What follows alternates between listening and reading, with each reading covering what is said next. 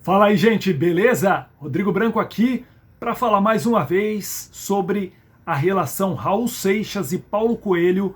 É aquela dúvida, aquela suspeita de que Raul Seixas teria denunciado, entregado, caguetado o Paulo Coelho para a ditadura militar. Será que isso é verdade? Antes de mais nada, eu quero pedir para você se inscrever aqui no canal do Branco, se você ainda não for inscrito. Não esqueça de deixar o like aqui no vídeo, que é importante. Se você tiver vontade, achar interessante, fazer comentários aqui embaixo, né, a respeito do assunto. E também fazer parte do nosso grupo de divulgação no WhatsApp. Tem um número aqui na tela, tem link direto para se inscrever. Só clicar aqui na descrição do vídeo. Você já está automaticamente no nosso grupo do WhatsApp, onde eu envio apenas links dos novos vídeos, das lives. Não vou ficar enchendo o saco de ninguém com um monte de postagem. Só de vez em quando que eu vou enviar alguma coisa, tá bom? Então, quem quiser entrar, será muito bem-vindo. Então vamos ao tema de hoje. Será que tem algum fundamento nessa história? Bom, toda essa história bizarra começa em 2019 com o lançamento de uma biografia sobre Raul Seixas, chamada Não Diga que a Canção Está Perdida, de J.B. Medeiros. O J.B. Medeiros é um jornalista com uma longa trajetória, um cara que escreveu várias biografias importantes, e ao lançar essa biografia do Raul Seixas, ele levantou uma suspeita muito grave, muito séria, de que o Raul poderia ter denunciado, caguetado o Paulo Coelho para a ditadura militar, quando ambos foram presos lá em 1974. Agora, o que levou o J.B. Medeiros a levantar essa suspeita?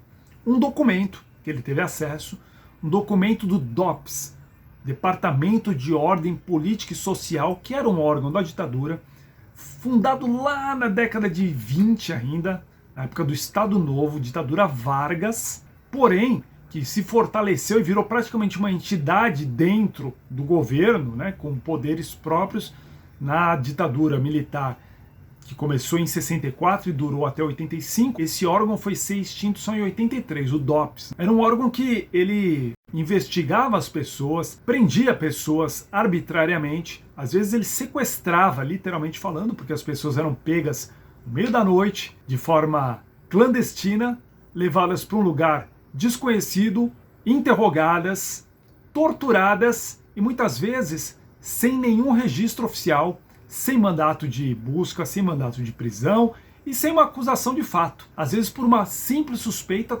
completamente infundada.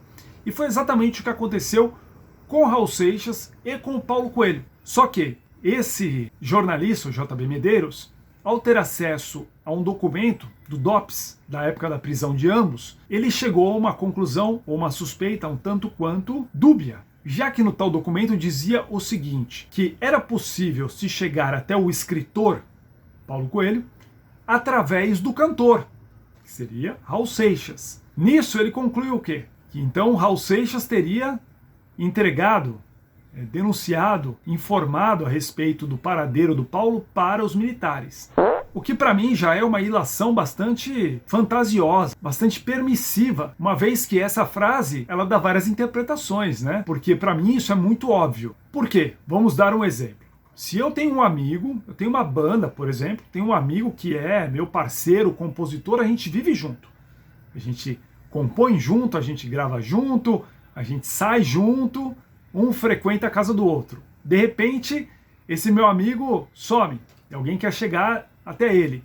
Qual seria a melhor maneira de encontrá-lo? Me investigando, certo? Porque uma hora a gente vai se comunicar. Se você grampear meu telefone, provavelmente você vai captar uma ligação minha para esse amigo. Então, através de mim, você chega ao outro. É óbvio, né? Muito simples. Essa frase do documento do DOPS, ela é exatamente isso. Não diz que o Raul Seixas deu informações sobre o Paulo. Diz que através do Raul se poderia chegar ao Paulo. Ué, isso é muito simples, muito fácil de entender. O J.B. Medeiros, na minha opinião, ele enxergou ali nesse documento o que se chama de chifre em cabeça de cavalo. Ele procurou pelo em ovo, para usar expressões populares. Só que o que aconteceu? Por que essa história ganhou vulto? Porque o J.B. Medeiros entrou em contato com o Paulo Coelho e perguntou a respeito. E o Paulo, muito leviano também, na minha humilde opinião, nesta situação, deu uma resposta dúbia também. O Paulo disse: eu guardei esse segredo por 45 anos. Eu achei que ia levar ele ao túmulo. Prefiro não remexer em coisas do passado. O que isso leva a entender? Que ele também acreditava nisso. E aí, pronto, a mídia espalhou para todos os lados que Raul Seixas tinha denunciado Paulo Coelho. Raul Seixas era um alcaguete, para usar a expressão correta, cagueta no popular, ou o X9, né, que é o pior tipo de ser humano que existe. Porém, depois ficou provado que isso não é verdade. Para os fãs de Raul, isso nunca foi verdade, porque o Raul simplesmente odiava a ditadura militar. O Raul não gostava nem dos militares em si. Ele deu muitas provas disso, nas suas músicas, nas suas palavras, nas suas atitudes, inclusive nos shows. Enfim, quem é fã de Raul conhece um pouco mais, sabe bem dessa história. E, além de tudo, ele era amigo do Paulo. Por mais que eles tivessem tido desavenças, nessa época eles ainda eram amigos. Raul jamais ia entregar o Paulo a troco de nada. Só que o Paulo ficou com a pulga atrás da orelha, porque, de acordo com ele, quando ele esteve no DOPS pela primeira vez, junto com o Raul, ele viu um documento lá que mostrava que o Raul já tinha estado lá antes. E o Raul não teria falado isso para ele. Mas uma coisa não leva a outra, né? Uma coisa não comprova a outra. Posteriormente, o Paulo foi novamente abordado, sequestrado literalmente, ficou 2 semanas preso, torturado. Através do Paulo chegaram até a então namorada dele, ela sim, uma militante de esquerda, ligada ao Partido Comunista. Já o Paulo não tinha nada a ver com isso, e nem o Raul, que também foi preso e torturado e saiu do Brasil. Só que, ao perceber a merda que estava dando, o Paulo Coelho voltou atrás. Até porque ele percebeu que havia algo de estranho ali, né? Por que o jornalista, de repente, no momento que está lançando o livro, levanta uma suspeita dessa e espalha isso na mídia? E aí o próprio Paulo voltou atrás, diz que não foi isso que ele falou e que ele jamais afirmou que o Raul teria dedurado ele. E mais, ele chegou a dizer que ele achava que o JB Medeiros estava usando, de fato, essa história para promover o lançamento do livro. Então a conclusão que eu chego é essa, que o escritor usou esse subterfúgio para chamar a atenção para o livro, o Paulo Coelho mordeu a isca e depois voltou atrás. E nisso quem ficou com a imagem prejudicada foi o Raul, né? A memória do Raul, já que ele já não está aqui há muito tempo para se defender. E existe mais um detalhe interessante nessa história. Muita gente levantou a seguinte questão: então por que o Paulo foi preso? Se ele não tinha nada contra ele e tal. Bom, primeiro que a ditadura prendia e torturava muitas vezes sem motivo real nenhum, né? Depois ia ficar provado que o cara não tinha nada a ver com isso e já tinha sido torturado e preso. E foi realmente o que aconteceu.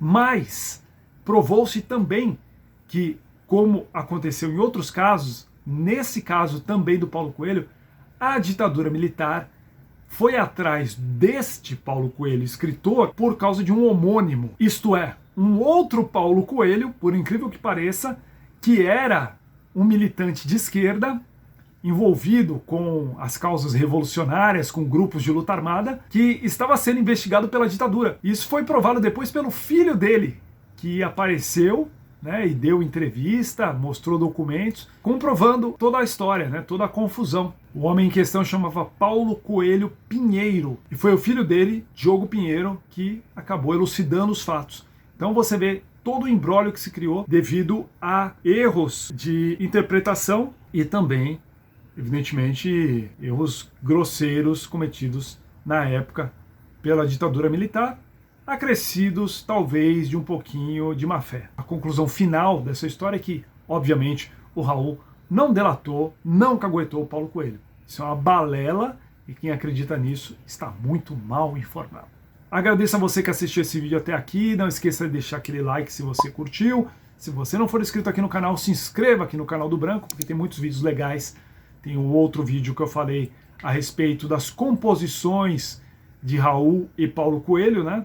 O quão importante foi o Paulo na obra do Raul, se o Raul era realmente um dependente do Paulo Coelho, como alegou o Ed Mota. Além dos próprios vídeos criticando o Ed Mota, que renderam bastante aqui No canal tem muitas outras coisas interessantes aí para ser assistidas, inclusive que eu vou lançar em breve. Então, você pode inclusive fazer parte do nosso grupo de WhatsApp. Muito obrigado a todos por assistir então. Até o próximo vídeo. Valeu, fechou.